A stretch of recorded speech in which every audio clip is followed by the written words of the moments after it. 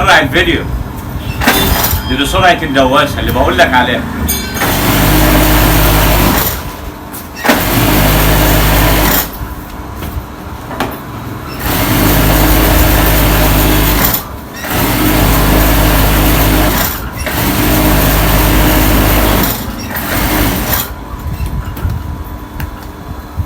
اتفرج يا عم، في ورب ولا في اي حاجه؟ انا مش مسرع الفيديو، دي سرعه الدواسه اللي بقول لكم عليها. انا جايب الحاجه دي ليكم انتوا عشان تنجز معاكم. دي الدواسه دي انجاز في الشغل، فده اللي بكلمكم فيه. السلام عليكم ورحمه الله وبركاته. احنا يا جماعه اتكلمنا عن الدواسه البولر وقلنا فوائدها ايه، يعني هي بتفيد في ايه. الدواسه البولر حلوه في الرفي بتاع القماش اللي هو الهايبر اللي هو اللي عامل زي القطيف ده، جميله في الرفي تمام. وفي القماش الجلد جربناها قدامكم، واللي ما شافش الحلقه موجوده على القناه تمام. طيب تاني حاجه برضو من فوائدها ايه، ان انت مثلا في حاجه زي كده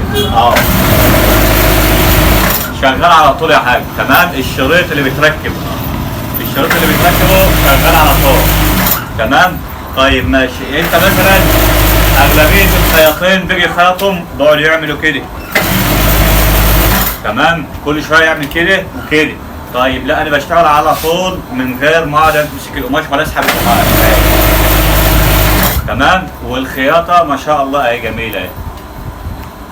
الدواسه بتسحب القماش معاك يا حاج، ما بتعملش برم من هنا. اللي بيركب الشريط والقماش بيبرم معاه في الشريط برضه. يبقى من فوائد الدواسه البولر ان هي برضه في تركيب الشريط ما تعملكش برم ولا بتعمل اي حاجه في الشريط. لان جالنا قبل كده تعليق برضه ان انا بركب الشريط الاربعه فتله او الاثنين فتله او ايا يكن بيبرم معايا.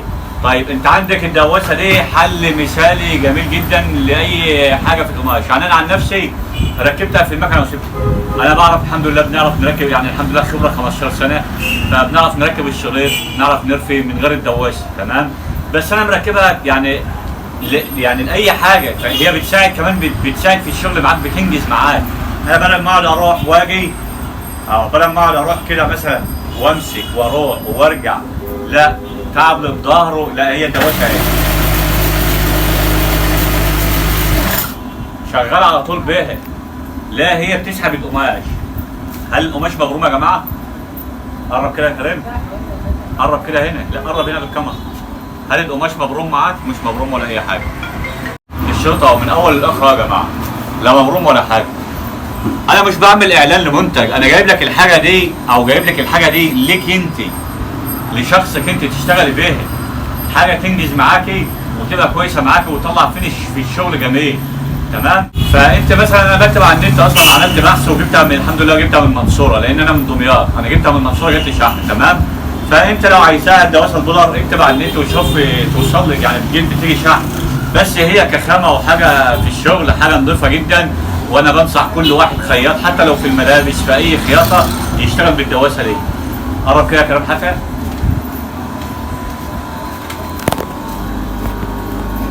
يا جماعه الدواسه تمام، حاجه فخمه جدا ما شاء الله عليها في الشغل. يعني هي شكلها اصلا جميله جدا، يعني شوف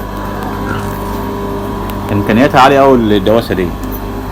يعني انا بصراحه قلتها واقولها تاني، انا بحترم اللي اخترع الدواسه دي بصراحه تمام يا جماعه. فامسك كده كده.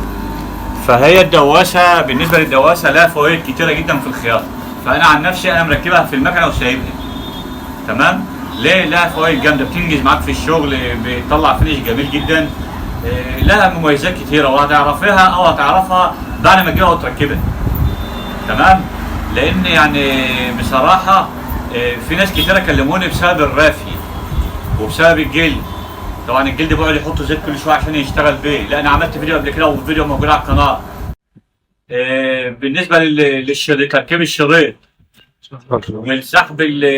سحب الشريط، بتسحب القماش وبتسحب الشريط لوحدها زي ما احنا شايفين الوضع قدامنا. فهي ما شاء الله جميله جدا يا جماعه تمام. هي جميله جدا في الشغل. بنصح اي حد ان هو يجيب الدواسه دي.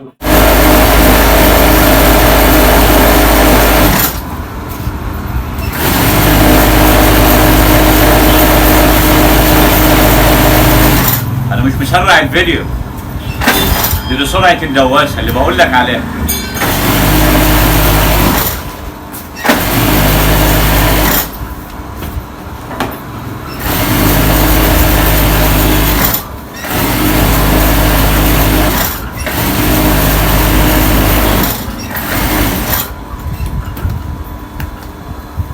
اتفرج يا عم، في ورب ولا في اي حاجه؟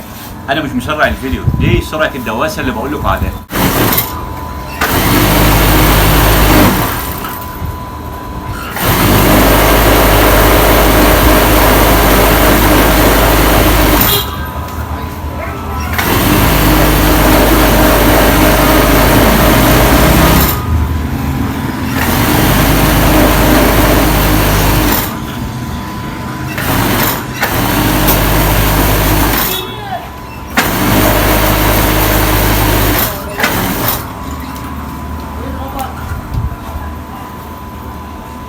تمام كده يا جماعه، يبقى نعتمد على الله ونجيب الدواسه البيضاء.